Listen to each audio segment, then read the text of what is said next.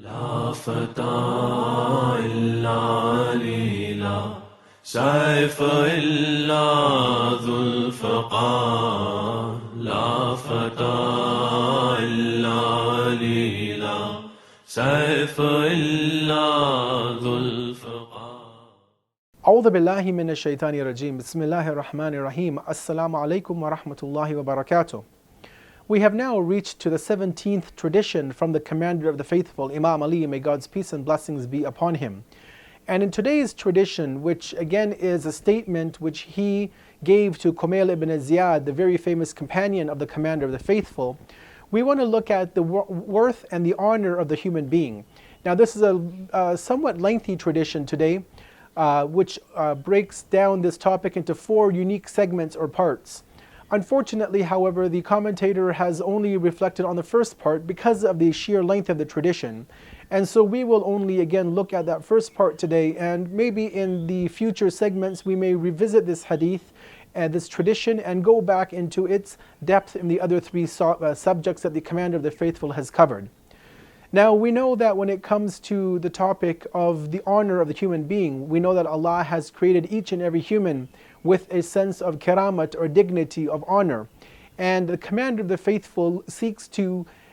further elaborate on this topic, and he gives a unique definition for 4 specific ethical moral traits which are within the Islamic ethos.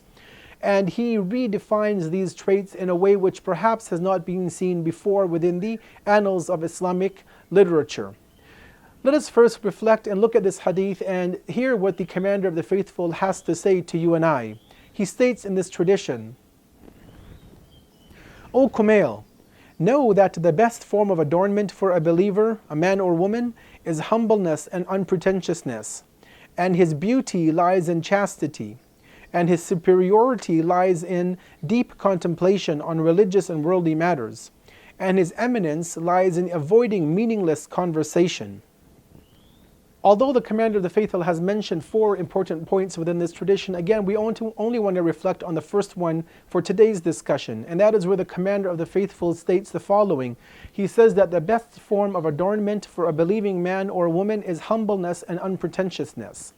Now, traditionally, when you look at this term of the beautification of a believer, the beautification of a human being, we tend to think of the physical, the clothing that a person wears, the way that they are looking presentable, maybe the rings or jewelry that an individual would wear. This is what we traditionally consider to be the adornment or the beauty of a human being. But here the commander of the faithful is telling us something different. He's giving this word a non-material and immaterial definition and explanation, and he says that unpretentiousness, humility, humbleness is actually the true beauty of a believing man or woman. We can reflect on Surah Luqman, verse number 18, or a portion of this verse in which Allah tells us the following, which was one of the commandments, one of the advisements, one of the things which Luqman had advised to his son, where he says to his child, وَلَا تَمْشِي فِي الْأَرْضِ مَرَحًا, do not walk about on the earth with pride or arrogance or in an exalting way. Now, even the commentator of this particular tradition, he brings up this question, that what does Allah mean not to walk on the earth with pretentiousness, with pride, with arrogance? Is it physically walking on the earth? When we walk from home to school, or we're going out in the park, or we're going out for a stroll in the evening?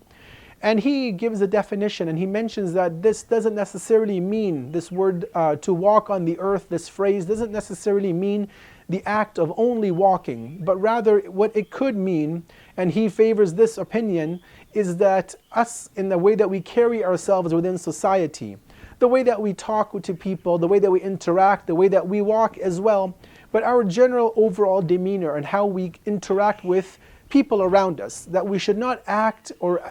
interact in an arrogant, conceited, condescending manner with other people. And that he says that this is actually what he believes to be the definition of this particular commandment from Surah Luqman, which again Luqman gave to his beloved son.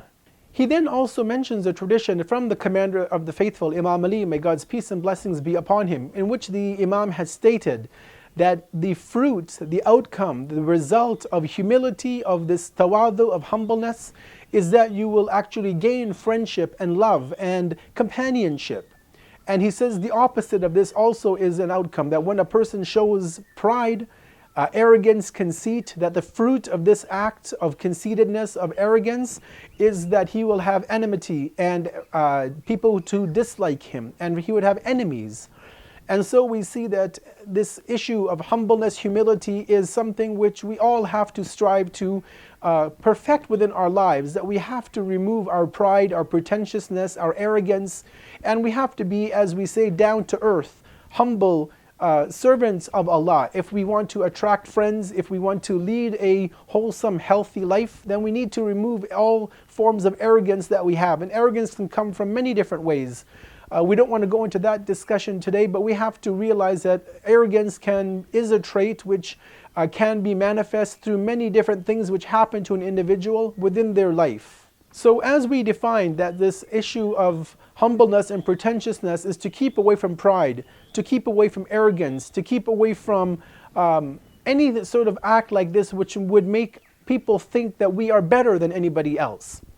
The scholar then goes on to mention that this issue of humility, humbleness, is actually manifest at 3 different levels.